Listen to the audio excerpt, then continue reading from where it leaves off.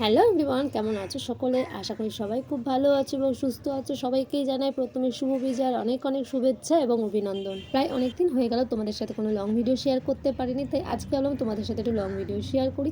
আর এটা কিন্তু ছিল দশমীর দিনকে মাকে বরণ করার সময়। আর সত্যি বলতে এটা কিন্তু আমার প্রথম বরণ, তাই যদি নিয়মের কোনো ভুল ত্রুটি হয় অবশ্যই আমায় কমেন্ট সেকশানে কমেন্ট করে জানাবে। আর আমার সাথে সাথে কিন্তু আমার বান্ধবী আমার বাড়িতে চলে এসেছিলো বরণ করার জন্য। তবে আমার বান্ধবীর কিন্তু প্রায় 6-7 বছর বিয়ে হয়ে গেছে, তবে এটা কিন্তু তার প্রথম বরণ। সে আমার সাথেই আমার পাড়াতে কিন্তু বরণ করতে এসেছিল। বরণ করার সময় কিন্তু আমার বান্ধবীকে প্রথম দিয়েছিলাম, কারণ ও যা যা নিয়ম পালন করবে, যেভাবে বরণ করবে সেভাবে দেখেই আমি বরণ করব। তাই প্রথমেই কিন্তু ওকে উঠিয়েছিলাম, তারপরে আমি উঠেছিলাম। তবে আমি উঠতে গিয়ে সিঁড়িতে আমার একটু ডিসব্যালেন্স হয়ে গেছিলো, যেহেতু এই সিঁড়িতে ওঠার অভ্যেস আমার নেই। তবে ভাগ্যবশত সেই কাকুটি দাঁড়িয়েছে, ওই কাকুটি কিন্তু সবাইকে খুব হেল্প করে দিচ্ছিল, বরণের থালাটা ওপরে উঠিয়ে দিয়েছিল, আর আমরা নিজেরাই কিন্তু সিঁড়িতে উঠে দিচ্ছিলাম। আর এদিকে আমার বান্ধবীর হাজবেন্ড নিচ থেকে দাঁড়িয়ে মজা করছে, তুমি এতটাই লম্বা, তুমি সিঁড়ির নিচ থেকেই মাকে বরণ করতে পারো। আমার বান্ধবী যেভাবে মাকে বরণ করেছে আমি কিন্তু ঠিক সেভাবেই মাকে বরণ করে নিয়েছিলাম।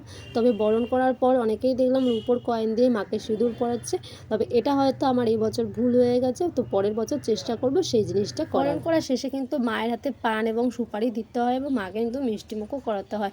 তাই পান আর সুপারির ব্যাপারটা যেহেতু আমি জানতাম, আমার মায়ের কাছ থেকেই দেখেছিলাম, তাই পান আর সুপারি কিন্তু আমি এক্সট্রা নিয়ে এসেছিলাম, যেটা মায়ের হাতে দিয়ে এবার চলে এলাম তাদের ছেলে মেয়েকে বরণ করার জন্য। প্রথমেই আমি সরস্বতী এবং কার্তিককে বরণ করে যাই, তারপরে চলে গেছিলাম লক্ষ্মী এবং গণেশের কাছে। তার আগে তোমাদেরকে একটা কথা বলে রাখি, যারা গণেশকে বরণ করতে যাচ্ছে অনেকে থেকে গণেশের সুরে সন্দেশ দিয়েছে। আরে গণেশের সুরে সন্দেশ দেবে কেন? গণেশের সুরটা হচ্ছে গণেশের নাক।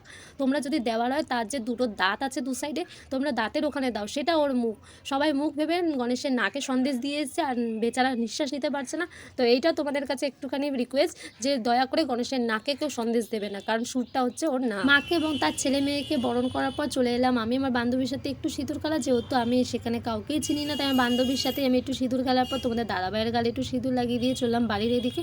আর এদিকে আমি চলে যাওয়ার সময় তোমাদের দাদাভাই পেছন দিকে ডেকে আমার থালা থেকে সিঁদুর নিয়ে আমাকে একটু মণ্ডপের মধ্যে সিঁদুর পরিয়ে দিয়েছিল। তো চলো ভিডিও আজকে এখানে শেষ করলাম। যদি ভিডিও ভালো লেগে থাকে লাইক কমেন্ট করে দিও। টাটা।